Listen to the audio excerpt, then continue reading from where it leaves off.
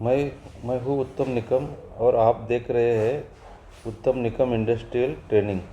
आज के इस वीडियो में हम विस्तार से समझेंगे कि डिस्टिलेशन कॉलम क्या होता है और ये कैसे काम करता है, इसके मुख्य उपकरण कौन से हैं और किन किन पैरामीटर की मॉनिटरिंग करना आवश्यक होता है।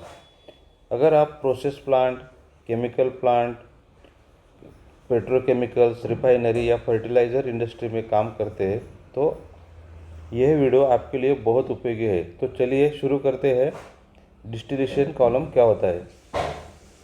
डिस्टिलेशन कॉलम एक ऐसा उपकरण है जो कि मिश्रित तरल को उसके बॉइलिंग पॉइंट के अंतर के आधार पर अलग अलग उत्पादों में विभाजित करता है। उदाहरण के लिए, यदि किसी मिश्रण में हल्के और भारी दोनों प्रकार के पदार्थ मौजूद है तो कॉलम उन्हें अलग अलग उत्पादों के रूप में प्राप्त करता है। Feed entry.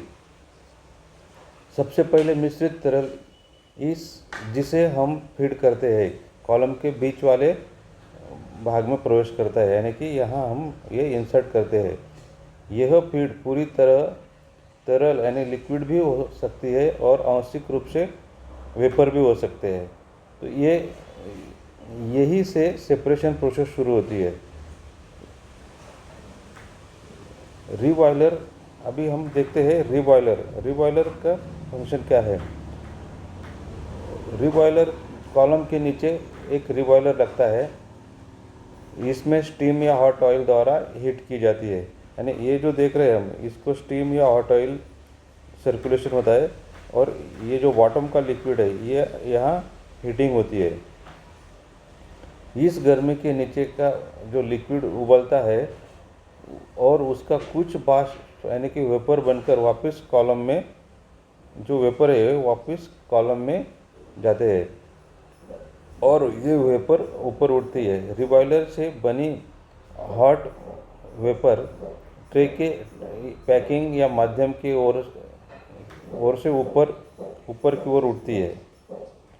ऊपर जाने वाले हल्के यानी कि बॉइलिंग पॉइंट, कम बॉइलिंग पॉइंट पे वाले जो पदार्थ है वो ऊपर की ओर बढ़ते हैं और जो लिक्विड नीचे बहता है दूसरी ओर भारी पदार्थ तरल के रूप में ट्रे में से नीचे आते हैं, यानी जो ट्रे है उसमें से जो भारी लिक्विड है वो ट्रे में से नीचे की तरफ आते हैं।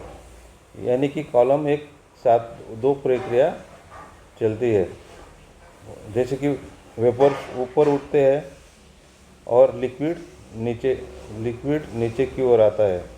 तो इस तरीके से ये कॉलम अपना काम करता है। हीट और मास ट्रांसफ़र कैसे होता है इसके बारे में हम जानते हैं। अभी हीट और मास कैसे ट्रांसफ़र होता है। हर ट्रे में जो वेपर बनती है और लिक्विड संपर्क होता है, यानी हर ट्रे में लिक्विड और वेपर का मिक्सचर होता है। इस दौरान हल्के पदार्थ वाष्प में चले जाते हैं, यानी कि जो हल्के पदार्थ होते हैं वो वेपर से ऊपर उठते हैं और जो भारी पदार्थ है वो यानी कि भारी लिक्विड है वो नीचे की ओर आता है और लाइटर लिक्विड अपवर्ड जाता है। ये प्रक्रिया बार बार होने से बहुत अच्छी सेपरेशन होती है। अभी हम देखते हैं कंडेंसर का क्या फंक्शन है। कॉलम के ऊपर से निकलने वाली जो वेपर्स है, जो टॉप से निकलने वाली वेपर रहती है उसको हम टॉप कलेक्शन बोलते हैं। कूलिंग वाटर या एयर कूलर की मदद से इसको हम ठंडे करते हैं यानी कूल करते हैं। फिर वो वेपर कंडेंस होके लिक्विड, ये कंडेंसर में उसका लिक्विड में रूपांतर होता है। और रिफ्लेक्शन, ये जो है ये हमारा रिफ्लेक्शन ड्रम है। रिफ्लेक्शन का क्या काम है? कंडेंसर से प्राप्त लिक्विड का कुछ भाग वापस कॉलम में ऊपर भेजा जाता है, यानी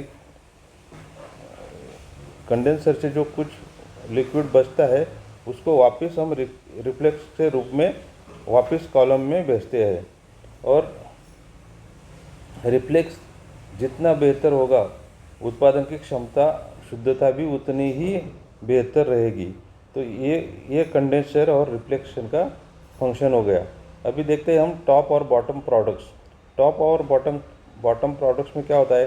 कंडेंसर से जो बचा हुआ लिक्विड रहता है कंडेंसर से जो अभी ये जो कंट्रोल वाल है, ये रिफ्लेक्स का लेवल कंट्रोल करता है। जितना ज़रूरत होता है हमें, हम वापस रिफ्लेक्शन के लिए भेजते हैं, और बाकी डिस्टिल प्रोडक्ट हम कलेक्ट करते हैं। तो जो भी बचा हुआ रिफ्लेक्स रहता है, टॉप प्रोडक्ट डिस्टिल के रूप में प्राप्त होता है। यानी जो भी ये जो बचा हुआ जो कंडेंस लिक्विड है, ये डिस्टिल प्रोडक्ट के रूप में हमें प्राप्त होता है।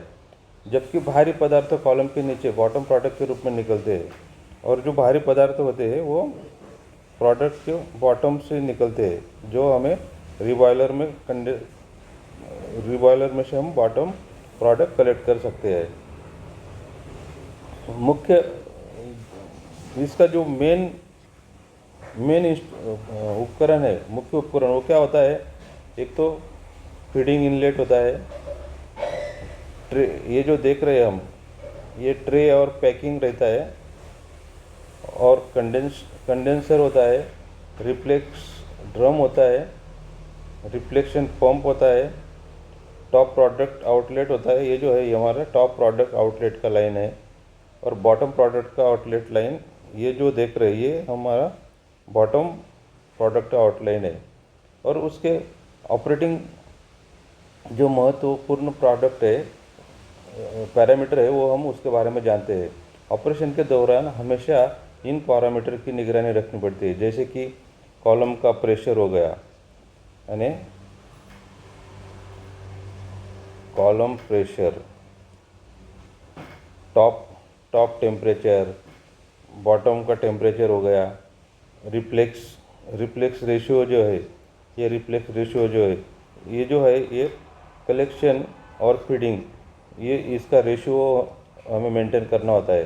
फीड फ्लो रेट, यानी ये जो हम लिक्विड फीड करते हैं, इसका फ्लो रेट हमें कंट्रोल करना होता है। और बॉटम लेवल, ये जो बॉटम रहता है, इसका लेवल मेंटेन करना रहता है। और रिबॉयलर हीट ड्यूटी, और रिबॉयलर का टेम्परेचर हमें, जो हम हमारे डिज़ाइन में जो पैरामीटर डिसाइड किए रहते हैं, उसके हिसाब से हमें वो रिबॉयलर का टेम्परेचर मेंटेन करना होता है। और दूसरी बात होती है हमारी प्रोडक्ट की प्योरिटी। तो दोस्तों, इस तरीके से ये डिस्टिलेशन कॉलम का उपयोग और आगे फॉलोइंग उद्योगों में उपयोग किया जाता है, जैसे कि oil refinery, chemical plant, petrochemical industry, fertiliser plant, solvent recovery plant, alcohol industry, इतने सारे प्लांटों में ये डिस्टिलेशन कॉलम का उपयोग होता है। और दोस्तों, उम्मीद है कि जब आपको डिस्टिलेशन कॉलम का वर्किंग प्रिंसिपल आसानी से समझ में आ गया होगा। अगर ये वीडियो आपको पसंद आया हो तो लाइक करें, शेयर करें, और उत्तम निकम इंडस्ट्रियल ट्रेनिंग चैनल को सब्सक्राइब करना ना भूलें। अगर आपका कोई सवाल है तो उन्हें कमेंट बॉक्स में ज़रूर लिखिए। धन्यवाद। मिलते हैं अगले तकनीकी वीडियो में। Thank you.